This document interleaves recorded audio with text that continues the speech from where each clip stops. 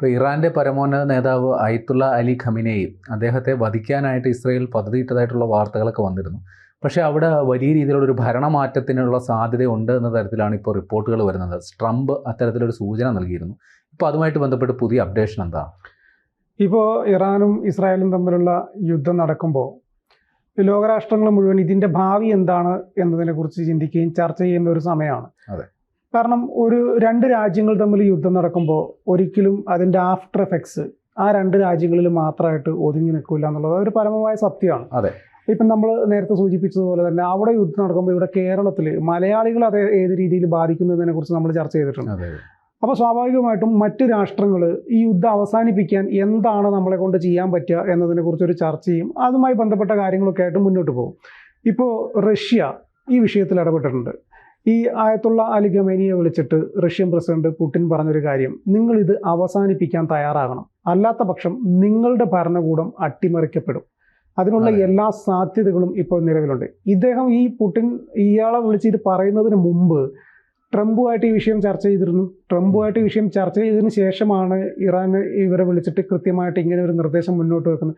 അത് മാത്രമല്ല, ടെഹ്റാനിലുള്ള എംബസിയിലെ ഉദ്യോഗസ്ഥന്മാരോടൊക്കെ അവിടുന്ന് മാറാനും ഈ റഷ്യ കൃത്യമായിട്ട് നിർദ്ദേശം, അതായത് റഷ്യൻ എംബസിയിലുള്ള ഉദ്യോഗസ്ഥന്മാരോട് ഇനിയും ആക്രമണം, വലിയ രീതിയിലുള്ള ആക്രമണം ഇനിയും ഉണ്ടാകും. തീർച്ചയായിട്ടും ഇന്നലെ രാത്രിയിലൊക്കെ നമ്മൾ കണ്ടതാണ് ഏതൊക്കെ രീതിയിൽ എവിടെയൊക്കെ ആക്രമണങ്ങൾ ഉണ്ടായി എന്നുള്ളത്. അപ്പോൾ സ്വാഭാവികമായിട്ടും ഇവർ ഈ റഷ്യൻ പ്രസിഡന്റും അതേപോലെ തന്നെ അമേരിക്കൻ പ്രസിഡന്റും ഒക്കെ ചർച്ച നടത്തുമ്പം അവർക്ക് ഇതിന്റെ ഭാവി ഏത് രീതിയിൽ പോകുമെന്നതിനെ കുറിച്ച് കൃത്യമായിട്ട് ധാരണയുണ്ടാവും. ഇസ്രായേലും ഇറാനും തമ്മിലാണ് യുദ്ധമെങ്കിലും അമേരിക്കക്ക് കൃത്യമായിട്ട് ഏതൊക്കെ രീതിയിലാണ് ഇനി അടുത്ത സ്റ്റെപ്പ് ഇസ്രായേൽ വെക്കാൻ പോകുന്നത് എന്നതിനെക്കുറിച്ച്, ഈവൻ ഇറാൻ എന്തിനു ചെയ്യും എന്നതിനെക്കുറിച്ച് വരെ അവർക്ക് കൃത്യമായിട്ട് ധാരണയുണ്ടാവും. അത്രയും നെറ്റ്വർക്ക് ഉള്ള ഒരു രാഷ്ട്രമാണ് അമേരിക്ക എന്ന് പറയുന്നത്. ഇപ്പൊ ഇതില് വിവിധ രാഷ്ട്രങ്ങൾ ഇടപെടുന്നു എന്ന് പറഞ്ഞല്ലോ. അതെ. അപ്പൊ അവർക്ക് ഇതിന്റെ പിന്നിലുള്ള ഒരു ആശങ്ക എന്തെന്നാൽ ഈ ഇറാനിലുള്ള വലിയ എണ്ണ നിക്ഷേപങ്ങളാണ്. അത് ആക്രമിക്കപ്പെട്ടു. പല എണ്ണപ്പാടങ്ങളിൽ നിന്ന് കത്തുന്ന ഒരു അന്തരീക്ഷമുണ്ട്. ഇറാൻ എന്ന് പറയുന്നത് ലോകത്ത് എണ്ണ ഉൽപ്പാദക രാജ്യങ്ങളിൽ മുൻപന്തിയിലുള്ള ഒരു രാഷ്ട്രം കൂടിയാണ്. അപ്പോൾ ഈ സംഘർഷം ഇങ്ങനെ വർദ്ധിക്കുന്നൊരു സാഹചര്യത്തിൽ ഈ അന്താരാഷ്ട്ര വിപണിയിൽ ക്രൂഡ് ഓയിലിൻ്റെ വില വല്ലാണ്ടങ്ങ് കൂടിക്കൊണ്ടിരിക്കുകയാണ്. കഴിഞ്ഞ ദിവസം മാത്രം 2% വർദ്ധിച്ചു.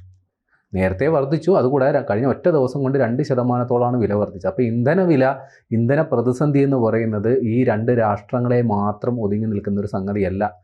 ഉറപ്പായിട്ടും അത് ലോകവ്യാപകമായ പ്രത്യാഘാതങ്ങൾ ഉണ്ടാക്കും. അതുകൊണ്ടാണ് ഇപ്പോൾ റഷ്യ അടക്കം ഈ സാഹചര്യത്തിൽ ഇടപെടുന്നത്. ഇപ്പോൾ ഇതിനകത്ത് വേറെ രണ്ട് രാഷ്ട്രങ്ങളും, അത് നമ്മൾ ഇതുവരെ ചർച്ച ചെയ്യാതെ പോയ രണ്ട് രാഷ്ട്രങ്ങളുണ്ട്, ജോർദാനും സിറിയയും. അതായത് ഇറാനും ഇസ്രായേലിന്റെ ഇടയിൽ കിടക്കുന്ന രണ്ട് രാഷ്ട്രങ്ങളാണ് ഇത്. ഇറാൻ ഒരു റോക്കറ്റ് ഇവിടുന്ന് വിട്ടാതെ ഇസ്രായേലിൽ എത്തണമെങ്കിൽ ഈ രണ്ട് രാഷ്ട്രങ്ങൾ കടന്നു പോകണം എത്താൻ.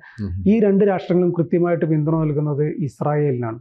കാരണം ഇസ്രായേലും ഈ ജോർദാനുമായിട്ട് 1994 ഒരു സമാധാന കരാറിൽ ഒപ്പുവെച്ചിട്ടുണ്ട്. അപ്പോൾ അവർ തമ്മിൽ വളരെ സൗഹൃദത്തിൽ പോകുന്നതാണ്. അവിടുത്തെ ജോർദാനിലെ അബ്ദുള്ള രണ്ടാമൻ രാജാവും നെതന്യാഹുവും വളരെ അടുത്ത സുഹൃത്തുക്കളാണ്. അവർ തമ്മിൽ കൃത്യമായിട്ട് കാര്യങ്ങളൊക്കെ ചർച്ച ചെയ്യാറുണ്ട്. ഈ ഇറാനിൽ നിന്ന് വിടുന്ന റോക്കറ്റ് ജോർദാൻ്റെ അതിർത്തിയിൽ എത്തുമ്പം അവരാണത് വെടിവെച്ചിരുന്നത്. അത് ഇസ്രായേലിന് കൃത്യമായിട്ട് അറിയാം. അതേസമയം ഇസ്രായേൽ വിടുന്ന റോക്കറ്റുകൾ ഇവർ വെടിവെച്ചിടുന്നുമില്ല. അപ്പോൾ കൃത്യമായിട്ടുള്ളൊരു പിന്തുണ അവർക്ക് നൽകുന്നുണ്ട്, ഇസ്രായേലിന് നൽകുന്നുണ്ട്.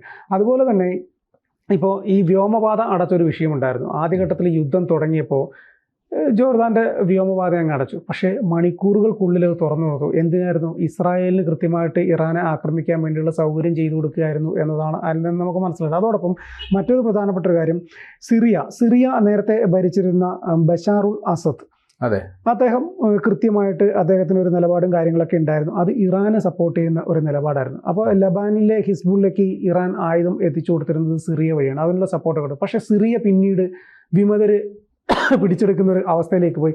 വിമതർ പിടിച്ചെടുത്ത് അഹമ്മദ് അൽ ഷർ എന്നയാൾ അവിടുത്തെ അതിൻ്റെ ഭരണം ഏറ്റെടുത്തു. അദ്ദേഹം സുന്നി വിഭാഗത്തിൽപ്പെടുന്ന ആളാണ്. അദ്ദേഹം സുന്നി വിഭാഗത്തിൽപ്പെടുന്ന ആളായതുകൊണ്ട് തന്നെ ഇറാനുമായിട്ട് അവർക്കൊരു ബന്ധം കീപ്പ് ചെയ്യാനുള്ള അവർക്ക് അതിന് താല്പര്യമില്ലായിരുന്നു. അവർ പിന്നീട് സൗദിയിൽ വെച്ചിട്ട് അമേരിക്കയായിട്ട് ട്രംപുമായിട്ട് ചർച്ചകൾ നടത്തി ഈ സിറിയക്ക് മേലുള്ള ഉപരോധം നീക്കി. അങ്ങനെ കുറേ കാര്യങ്ങൾ ഉള്ളത് കൊണ്ട് തന്നെ അവർ കൃത്യമായിട്ട് ഈ പറയുന്ന ഇസ്രായേലും ഇറാനുമായിട്ടുള്ള യുദ്ധത്തിൽ ഈ രണ്ട് രാഷ്ട്രങ്ങളും എടുക്കുന്ന നിലപാട് എന്ന് പറഞ്ഞു കഴിഞ്ഞാൽ അത് ഇസ്രായേലിന് അനുകൂലമായിട്ട് എടുക്കുന്ന നിലപാടാണ്. ഒരിക്കലും അവർ ഇറാനെ സപ്പോർട്ട് ചെയ്യുന്നില്ല. അതുകൊണ്ട് തന്നെ ഇപ്പം സിറിയ ഇസ്രായേൽ അതിർത്തിയിലെ ഗോലാൻ കുന്നുകളിൽ സംഘർഷമില്ല. പണ്ട് വലിയ വിഷയങ്ങളുണ്ടായിരുന്നു. ഈ സുന്നി വിഭാഗം ഭരണം ഏറ്റെടുത്തതോടുകൂടി ഇസ്രായേലുമായിട്ട് വളരെ അടുത്തു. അപ്പോൾ അങ്ങനെ നമ്മൾ ഇതുവരെ നമ്മൾ ചർച്ച ചെയ്തിട്ടുള്ള രാഷ്ട്രങ്ങൾക്ക് പുറമെ മറ്റു പല രാഷ്ട്രങ്ങൾ കൂടി ഈ വിഷയത്തിലേക്ക് വന്നു തുടങ്ങി.